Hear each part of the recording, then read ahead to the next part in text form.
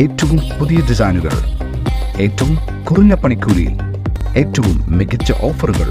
Only at Regalia golden diamond, Chavakkad.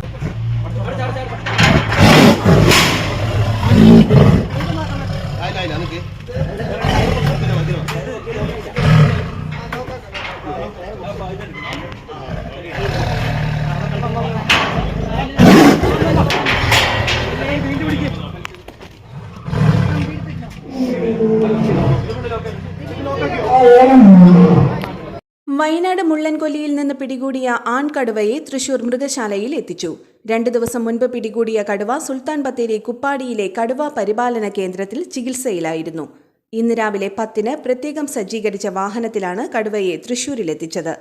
കടുവയെ ക്വാറന്റൈനിൽ പാർപ്പിച്ച് ആരോഗ്യസ്ഥിതി വിലയിരുത്തും. ഇതിനുശേഷമായിരിക്കും തുടർ നടപടികളെന്ന് അധികൃതർ അറിയിച്ചു.